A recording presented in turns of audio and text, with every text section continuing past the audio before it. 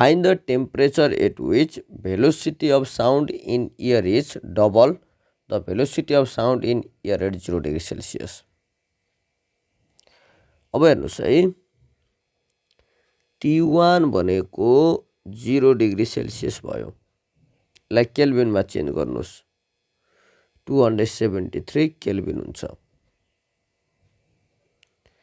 र मैले 0 डिग्री सेल्सियसमा velocity of sound in air कति सपोज गरेँ, याक सपोज गरेँ। अब यो क्वेसनले के भनेछ भन्दा कति टेम्परेचरमा T2 equal to what, velocity of sound in air भनेको V2 डबल हुन्छ भनेर सोधेको छ। 0 डिग्री सेल्सियसमा कति थियो, याक्स थियो। याक्सको डबल भनेको 2 याक्स भयो। बुझ्नु भयो नि? 0 डिग्री सेल्सियसमा जति थियो त्यसको डबल कति डिग्री सेल्सियसमा हुन्छ भनेर तपाईलाई सोध्यो भनेपछि हामीले T2 निकाल्न पर्यो। अब velocity of sound in air र टेम्परेचर बीचको रिलेसन तपाईलाई थाहा हुन पर्छ। अब के हुन्छ हेर्नुस् त, velocity of sound in air is directly proportional to square root of temperature in kelvin हुन्छ। बुझ्नुभयो नि?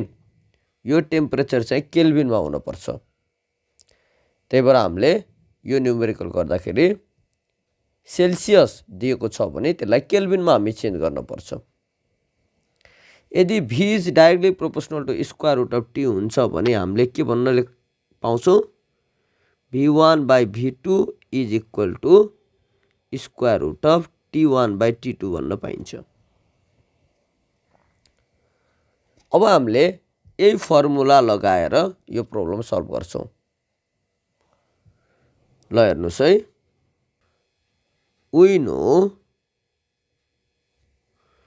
V1 by V2 is equal to square root of T1 by T2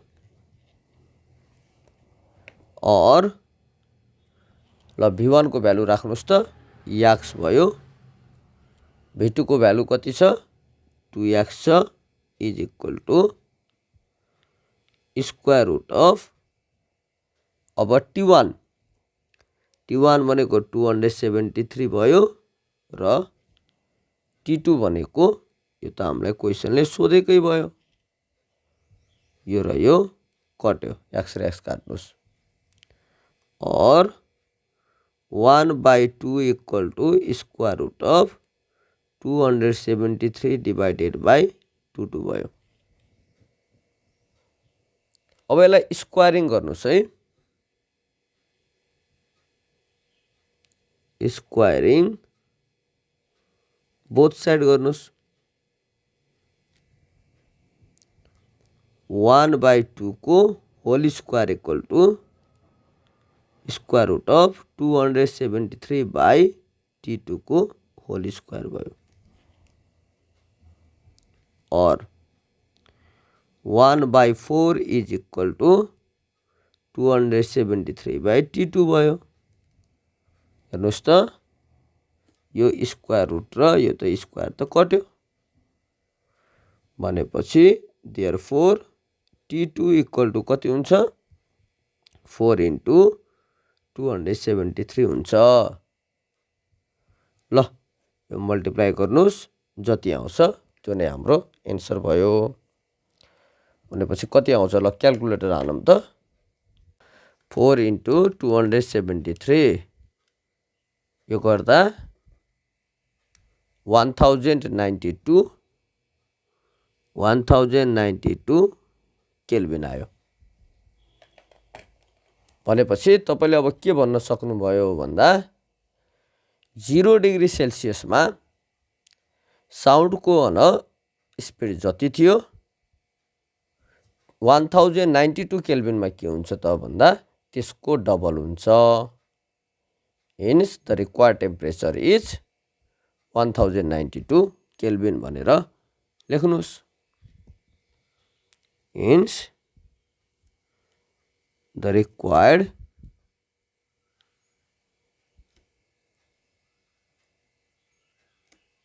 temperature is 1092 Calvin. ल यही नै एन्सर। अब अर्को question पनि हेरिहालौँ है त। ल हेर्नुहोस् त, यसको नि सोलुसन हेरौँ। At what temperature the velocity of sound in air is increased by 50% to that at 27 degree Celsius। यसमा तपाईलाई T1 को भ्यालु 27 डिग्री सेल्सियस छ। यो भनेको 27 प्लस 273 गर्नुहोस्, यो 300 केल्भिन आउँछ र 27 डिग्री सेल्सियसमा याक्स सपोज गरौँ velocity of sound in air. अब क्वेसनले के भनेछ भन्दा कति टेम्परेचरमा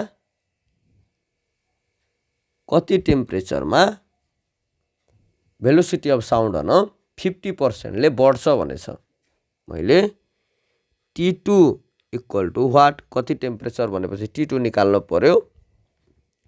अब V2 के हुन्छ 50% ले इन्क्रिज हुन्छ भनेपछि अब हामी के गर्नु पर्यो हेर्नुहोस् है। 50% ले बढ्छ भनेपछि पहिला याक्स दियो, याक्समा 50% अफ याक्स यो जोड्नु पर्यो।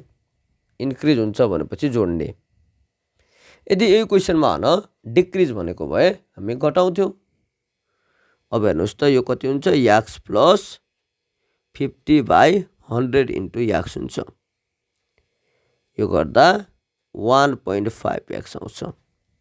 अब फेरि अघिकै फर्मुला युज गर्ने है।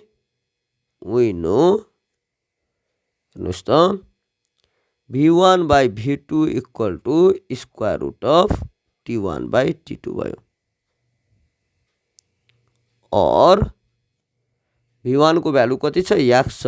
V2 को भ्यालु कति छ, 1.5x छ, equal to square root of T1 300 छ र T2 को भ्यालु कति छ, यो त सोधेको भयो।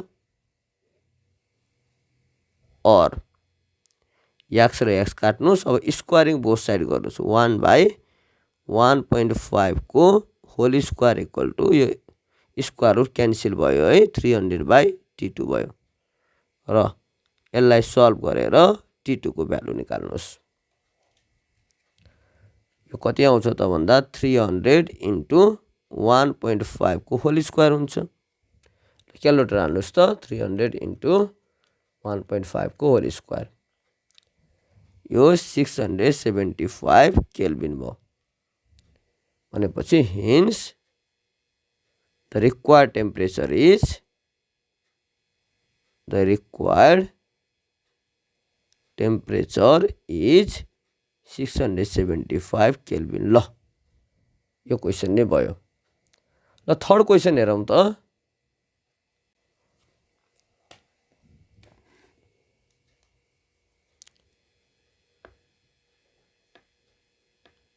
ल हेर्नुहोस्, a source of sound of frequency 512 Hz emits waves of wavelength 64.5 cm in air at 20 degree Celsius। 20 degree Celsius मा 20 प्लस 273 गर्दा 293 केल्भिन भयो। 20 डिग्री सेल्सियसमा वेभलेन्थ लेम्दा 1 भनेको कति छ, 64.5 सेन्टिमिटर छ। यो भनेको 0.645 मिटर भयो। र फ्रिक्वेन्सी कति छ त भन्दा f1 छ, यो भनेको 512 हर्ट्ज भयो। What would be the velocity of sound at 0 degree Celsius भनेछ। T2 भनेको 0 डिग्री सेल्सियस भयो, यो भनेको 273 भयो। भेलोसिटी V2 कति हुन्छ भनेर सोध्यो। अब पहिला तपाईले के गर्नुस् त भन्दा यो T1 टेम्परेचरमा भेलोसिटी कति हुन्छ भनेर निकाल्नुस्। बुझ्नुभयो नि। We know T1 टेम्परेचरको भेलोसिटीलाई हामी V1 सपोज गरौँ है। Let V1 be the velocity of sound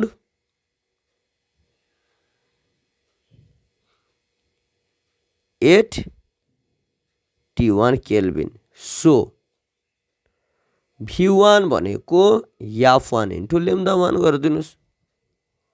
अब हेर्नुस् त भेलोसिटी अफ साउन्ड भनेको त F इन्टु लेम्दा हुन्छ नि तपाईलाई थाहा छ नि त। अहिले तपाईलाई फ्रिक्वेन्सी र लेम्दा दिएको हुनाले हामीले के गर्न पर्यो त भन्दा F1 इन्टु लेम्दा 1 गर्न पर्यो। अब हेर्नुस् त F1 को भ्यालु 512 छ इन्टु लेम्दा 1 भनेको 0.645 छ। हेर्नुस् है लेम्दा 1 भनेको यहाँ दिएछ। ल अब यो क्यालकुलेटर हाल्नुस् त कति आउँछ 512 इन्टु 0.645 यो गर्दाखेरि 330.24 मिटर पर सेकेन्ड आयो। ल T1 केल्भिनमा भनेको 293 केल्भिनमा भेलोसिटी अफ साउन्ड कति आयो त भन्दा यति आयो 330.24 आयो। अब हामीलाई 273 मा भेलोसिटी अफ साउन्ड कति हुन्छ भनेर सोधेको छ। अब फेरि अघिकै फर्मुला युज गर्नुस्। We know V1 by V2 equal to square root of T1 by T2। हेर्नुस् त V1 को भ्यालु 330 अब V2 त तपाईलाई सोधेको भयो T1 भनेको कति हो 293 छ। यहाँ हेर्नुस् भ्यालु यो 293 भयो। T2 भनेको 273 भयो। ल अब यसलाई सल्भ गरेर तपाईले के गर्नुस् त भन्दा V2 को भ्यालु निकाल्नुस्। ल कति हुन्छ हेरौँ त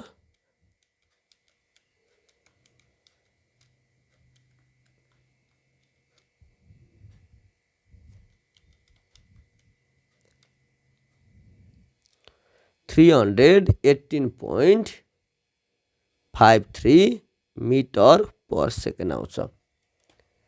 Hence the required velocity of sound is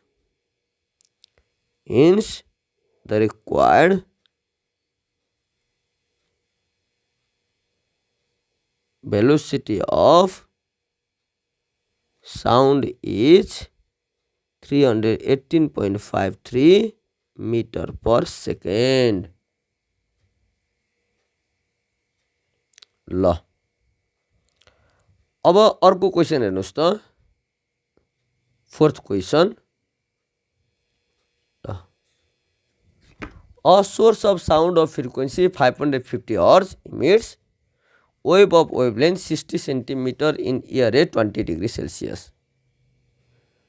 T1 भनेको 20 डिग्री सेल्सियस मा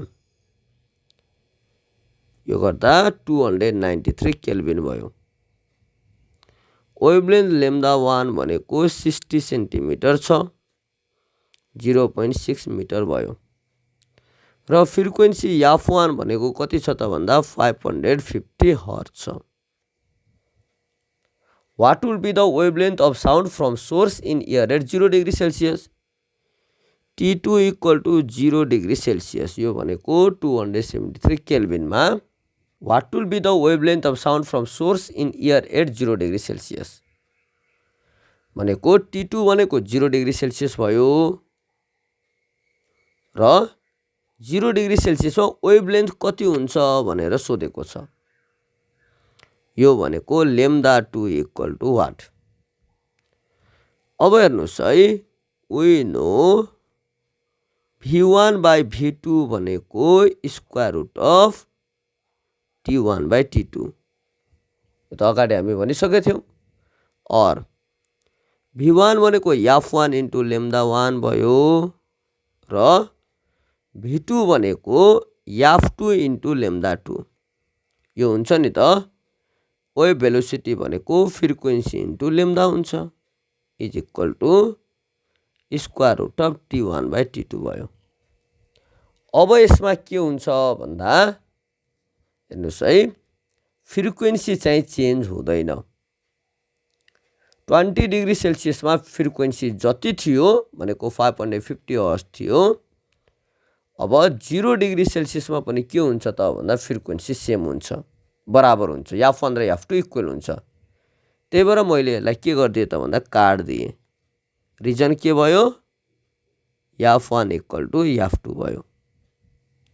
और λ1 भनेको हेर्नुहोस् त 0.6 डिभाइडेड बाई λ2 निकाल्नु छ, is equal to square root of T1 भनेको कति छ, 293 केल्भिन छ, 293 छ। T2 भनेको 273 छ।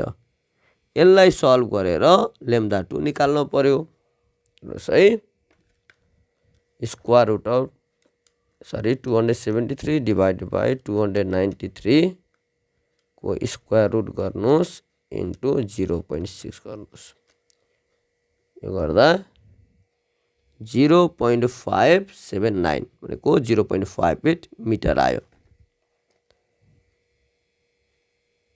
Hence the